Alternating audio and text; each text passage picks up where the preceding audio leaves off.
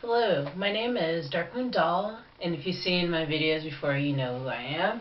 If not, if it's just your first time viewing this channel, I do a show not every Tuesday. I try to make it every Tuesday. That's called Art Talk.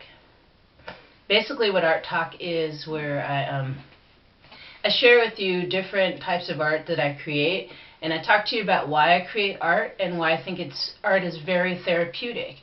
It can be like therapy. Like if you can't express yourself through words, you can sit down and create a piece of artwork to symbolize how you're feeling. Today's show, I want to talk to you about a doll that I'm creating right now. I've almost finished her. She's a cloth art doll with and then some. So here we go.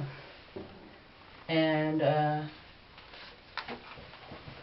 just want to say that anybody can be creative.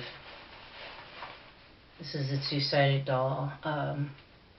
Anybody can be creative, and anybody can make things, even if you don't have a lot of money to buy supplies, art supplies.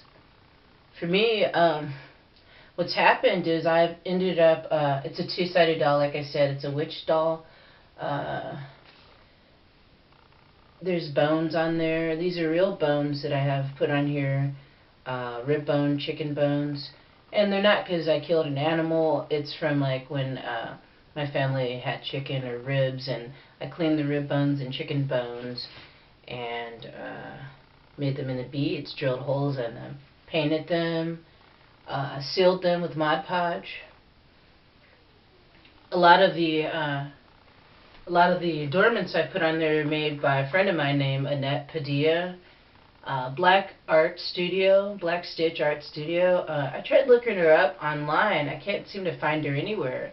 It's like she doesn't exist online anymore. Because I wanted to get her website so I could put it on here. She had an Etsy site too, and last time I checked it was taken down. So, but yeah, like a lot of these things you see, let's see, like this right here, this macrame. This was a bracelet. I loved it, but it didn't fit my wrists right. So I decided to put it into my art. Yeah, she did this handicraft work, and this right here, she made this right here as well. I want to give her credit for it if I'm gonna, create this doll with her beautiful handmade art on there. She made this too. And then on the right in here, she made this necklace too. So, and then like on this side right here, it's like a big fat safety pin type deal with beads and skulls and stuff on there, and she made that. So yeah, most of the stuff that I use is recycled fabrics and materials that people have given to me or that I've collected throughout the years. I try not to collect too much stuff. I don't want to have a bunch of crap. I don't want to be a hoarder. What I want to do is have supplies that I can actually use. So here is the finger. I made a paper bead, some paper beads that are like fingers. Pretty creepy. That wasn't planned. Like I say with a lot of my artwork, unless it's a commission piece, and sometimes the commission pieces, because a lot of the commission piece work that I get, I have a lot of freedom within what they want me to create for them. So, but yeah, these paper beads, these finger paper beads I've recently made, they just came to me. It was like, because when I roll the paper beads, sometimes they'll be like, they'll just be plain, like there's nothing interesting to them, so I like to put designs on them or paint them. And this kind of just came like, hidden stream of consciousness art is what it is. Exactly what it is. So yeah, you can hang her, once I finish her, you can hang her on the wall, like a piece of artwork. You can display one side, or the other side, whichever side you're in the mood to look at. I I wouldn't suggest hanging her outside because, you know, I don't want her to get weathered, and the quality of her hair and everything.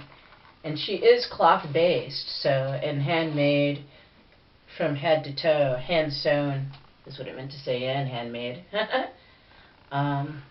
Yeah, I'm almost done with her. The only thing that I think I want to add is something on her shoes, because her shoes look blank. See, she's just got plain blank little plank shoes. So just need to get more adornment for that, and then she will be on her way to my shop. Yeah, if you're ever interested in seeing me create something like this, you know, feel free to let me know. It's not easy. I'm going to just tell you that one. First and foremost, it's not easy to create what I create. And because sometimes these dolls can take years to make. Like this one, it started off way different, you know, and the more details I added onto it, the more it came to life. But yeah, this doll, I mean, like the red part of the dress, that came about through like an old ripped up like prom dress that I attached to this doll. You know, and I didn't come across that until much later on. So yeah, this doll's probably like, I'm guessing 3 years in the making. So some people will ask me why do I charge so much for my dolls? It all depends. It depends on the materials I use. It depends on how much time it took to create this doll. So, and my dolls vary in price too. I don't have all my dolls aren't like way expensive. Some are expensive because it just it all has to do with the time and energy put into it and the money. Because I paint the faces on the dolls and the hands and sometimes the legs and the arms, and I double layer it and I coat it with Mod Podge. So anyway, yeah, so that's today's art talk. I just wanted to talk about being creative, you know, and realizing that if you don't have all the materials that you need, look around your house at everyday items, like everyday things you would consider junk. I mean, these paper beads that I make, they're from like old magazines that are going to be tossed out anyways.